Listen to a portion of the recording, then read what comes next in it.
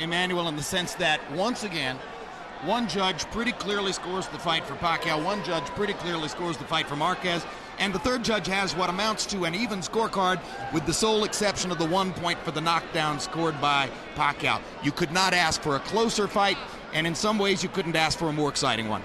That's right. It went pretty much as I expected. You know, it was going back and forth, and even when Marquez had been knocked down, I said anything could happen in this fight, because these are two warriors right here. And both guys, when they feel they're on the verge of losing, they get new energy, they come back. They could fight each other over and over and over. It would always be the same way.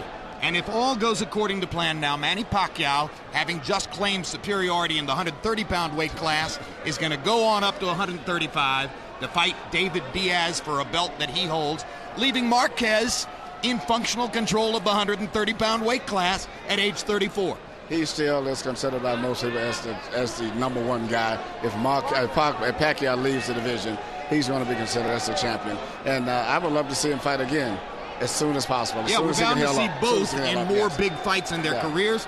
Maybe we'll see a third fight, although to me it seems quite unlikely that Marquez would choose to go to 135 to fight a guy who is clearly a stronger guy. If the public demands and the money's there, I think these guys may come back in the ring and fight again at 130 again also. Money always talks. Larry Merchant, you verged on the past in calling, or toward calling, Juan Manuel Marquez and his brother Rafael Marquez the greatest brother act in the history of the sport.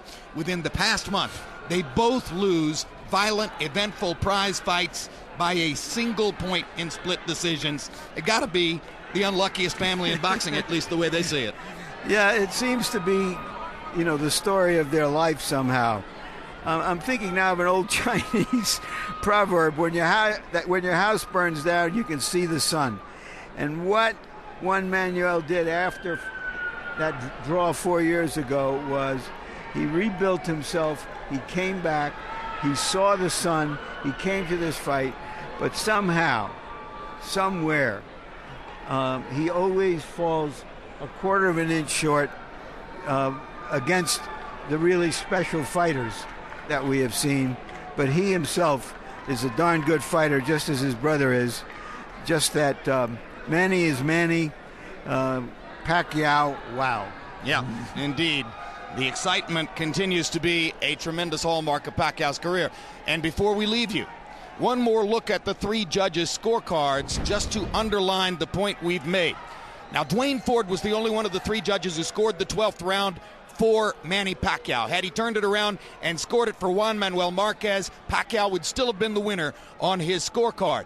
So Tom Miller's scorecard becomes the fulcrum on which Pacquiao gets the win, and the only difference there is the point that Pacquiao gets for his third-round knockdown of Juan Manuel Marquez. Jerry Roth, clearly preferring the counterpunching style of Marquez throughout the fight, had Marquez winning by the same score by which the first judge had Pacquiao winning.